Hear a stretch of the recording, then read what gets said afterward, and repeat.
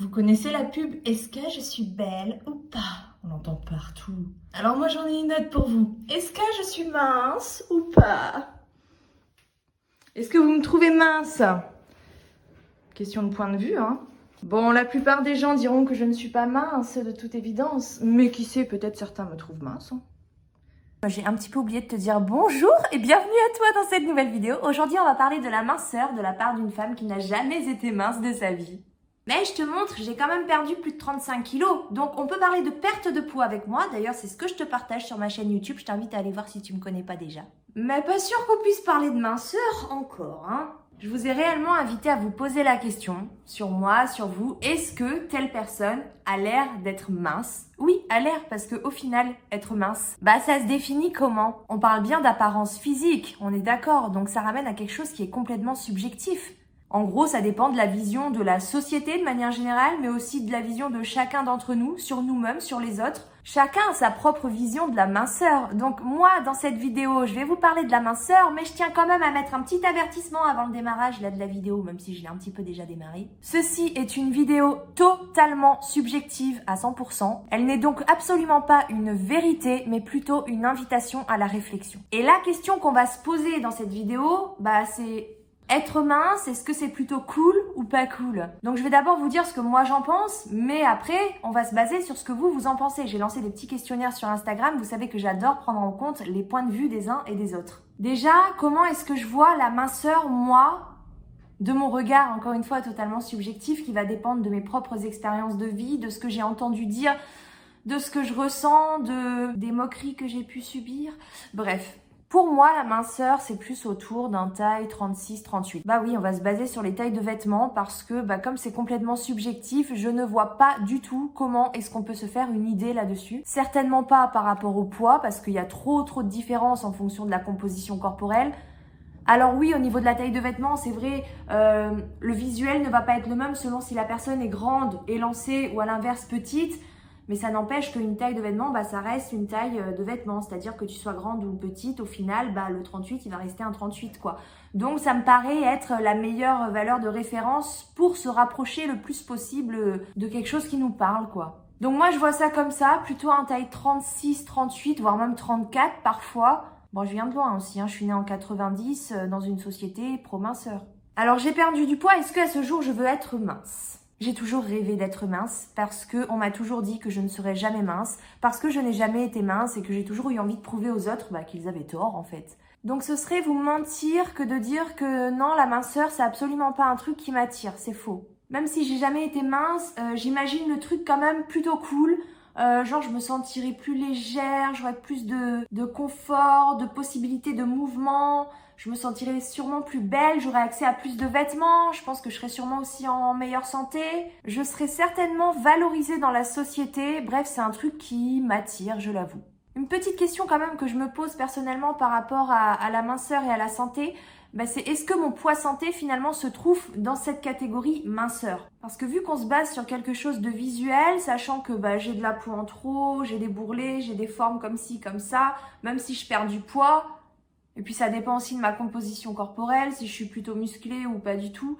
Donc ouais, c'est une question que je me pose réellement. Est-ce que mon poids santé se situe dans cette minceur? Bon, ça n'empêche que j'ai quand même plutôt tendance à valoriser le truc. Donc du coup, je suis allée un petit peu me renseigner de votre côté, ce que vous en pensiez. Et selon les sondages, il y a quand même 70% d'entre vous qui valorisent vraiment la minceur, mais surtout pour eux-mêmes en fait. Les gens ont plutôt tendance à être plus tolérants envers les autres qu'envers eux-mêmes.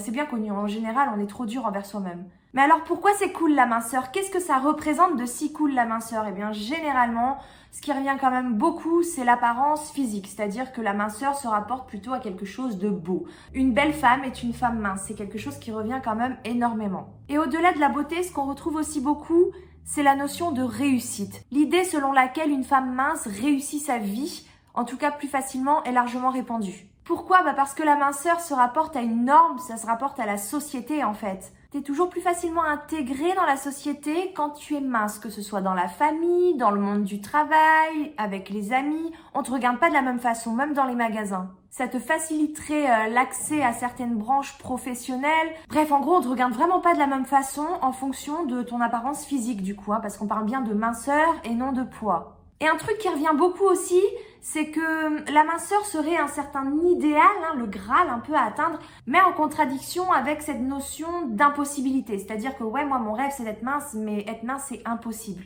Et par rapport à la santé, globalement, vous faites aussi le lien entre minceur et santé à 71% de réponses. Donc du coup, on va se poser une question qui en découle, vu que la minceur, c'est quelque chose qui est plutôt vu comme étant cool, logiquement, c'est quelque chose qu'on va avoir tendance à rechercher. Donc j'ai mis une question en story sur Instagram pour savoir un petit peu si vous aviez tendance, vous, à courir derrière la minceur ou pas. Et c'est assez flagrant parce qu'il y a quand même 96% de réponses en tout qui déclarent soit courir à ce jour après la minceur plus ou moins, dont certains pour qui c'est vraiment une priorité dans la vie, voire un rêve absolu. Et quelques-uns qui déclarent avoir déjà couru après la minceur mais s'être arrêtés dans cette course. Donc à première vue, ça a quand même l'air d'être plutôt cool d'être mince, qui ne courrait pas après la minceur, puisque la minceur, c'est la beauté, c'est la réussite, c'est la santé, c'est tout ce qu'on aime en fait. Mais moi je me dis quand même, ça a l'air tellement cool qu'il faudrait peut-être s'en méfier un petit peu, non? En fait, ce que je trouve vraiment bizarre, c'est que dans les sondages, même si quasiment tout le monde aime la minceur et court après la minceur, il y a quand même 88% de ces personnes-là, les mêmes qui ont répondu au même sondage, qui ont dit que oui, c'était cool en gros, mais que moi je le subissais. Donc en fait, tu cherches quelque chose de cool, mais tu le subis. 88% de la communauté déclarent subir ou avoir déjà subi ce culte de la minceur. Bon, après, je tiens quand même à préciser que j'ai une communauté globalement perte de poids. D'ailleurs, la preuve en est dans le sondage, il y a seulement 3% de réponses de personnes qui n'ont jamais eu de problème de poids. Mais quand même, ça interroge. On parle d'un truc qui a l'air cool, mais qui finalement nous fait du mal. Bah oui, parce qu'au final, qu'est-ce qu'on fait? On crée une norme autour de cette minceur, tout en rejetant du coup les différences, donc les personnes qui ont quelques kilos en trop ou qui sont obèses. Donc la question au final, c'est est-ce que ce n'est pas trop valorisé? On voit bien qu'autour de la minceur, s'est installé quand même un sacré business. Il y a de la monnaie à se faire autour de la minceur. Il suffit de sortir de chez soi et de passer à la pharmacie pour voir Anna K3, comme j'aime, perdez du poids sans effort, perdez du poids rapidement. La minceur est partout, elle est à la télé, elle est dans nos rues, elle est sur les réseaux, elle est partout. Et du coup, ça a tendance aussi à créer l'effet inverse, c'est-à-dire une sorte d'obsession pour atteindre la minceur, pour atteindre le Graal. Et les gens se mettent à faire des régimes à gogo et au lieu de devenir minces, ils prennent du poids parce que c'est bien connu aujourd'hui, je pense, les régimes font grossir. Ce qui derrière va logiquement t'entraîner des problèmes de poids, de la culpabilité et là on s'éloigne quand même de la santé, il n'y a vraiment rien de bon. Pire, 13% d'entre vous choisiraient la minceur au détriment de la santé. Ça veut dire en gros tu as le choix entre être mince et en mauvaise santé ou pas mince mais en bonne santé, tu choisis d'être mince et en mauvaise santé. 13% c'est quand même énorme je trouve. Donc il y a quand même une sacrée course effrénée après la minceur qui finalement démontre quelque chose d'assez malsain, d'assez toxique, voire même de dangereux. Puis c'est vrai que ça pose problème quand même quand on relie la minceur à la santé. La première chose qui saute aux yeux c'est oui, ok, quand on perd du poids, on est en meilleure santé, ce qui est vrai, ce qui est totalement vrai. En tout cas, quand on est en obésité, comme j'ai pu l'être au début, ou même en surpoids, selon le surpoids, attention, mais ça comporte quand même des risques pour la santé. Alors peut-être que le truc est un petit peu exagéré quand même dans certains cas, mais globalement, il y a quand même une sacrée part de vrai là-dedans. On va pas se mentir, tu perds du poids, t'as un meilleur souffle, tu te déplaces plus facilement, tu te sens mieux dans ta tête, tu te sens mieux dans ton corps, tu limites les risques cardiovasculaires, tu limites les risques de diabète, tu limites plein de risques, tu dors mieux parce que tu peux aussi faire de l'apnée du sommeil, enfin bref, la liste est longue.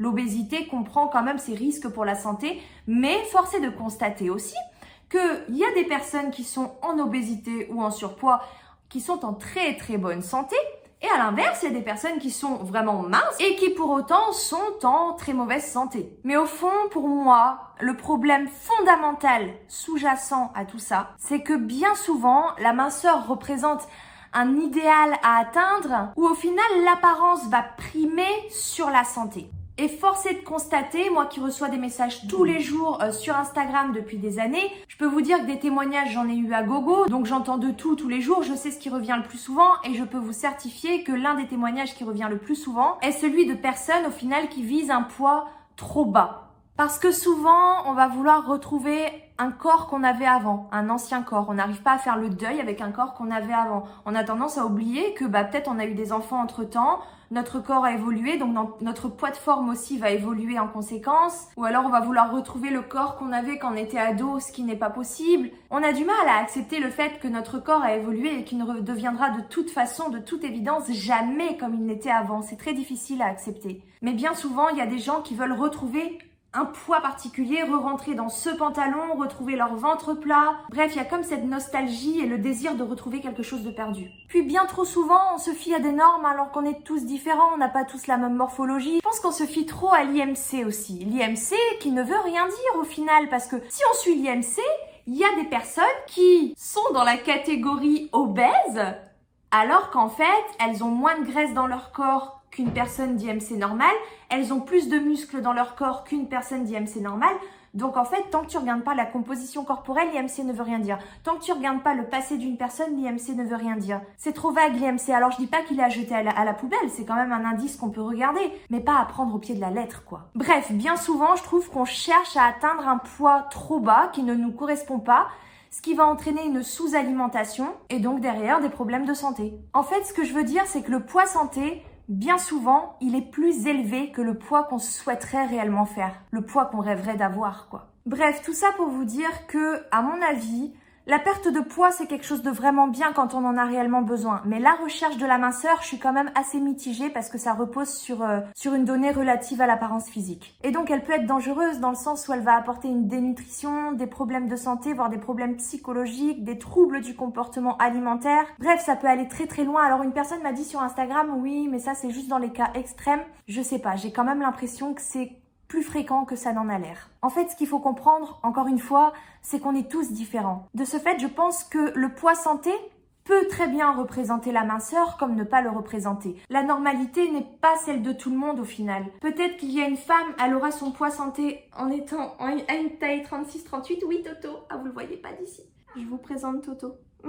Le sondage avait tendance quand même à montrer que communément, ce qui revenait le plus, c'était du 36-38 qui représenterait la minceur. Il y en a qui disent moins, il y en a qui disent plus, mais globalement, c'est quand même ce qui revenait le plus. Mais le poids santé ne correspond pas forcément à la minceur. Je veux dire, peut-être que chez une femme, si, pour avoir son poids santé, il faudra qu'elle fasse un taille 36, en tout cas dans son corps actuel, ce qui peut encore évoluer avec le temps dans quelques années. Et à l'inverse, peut-être qu'une femme à côté devra faire un bon 40 ou un bon 42 pour être dans son poids santé et qu'en dessous, elle sera pas en forme. Parce que j'ai aussi eu des témoignages de personnes qui disaient que en recherchant cette minceur, finalement, elles étaient en moins bonne santé qu'avec quelques kilos de plus.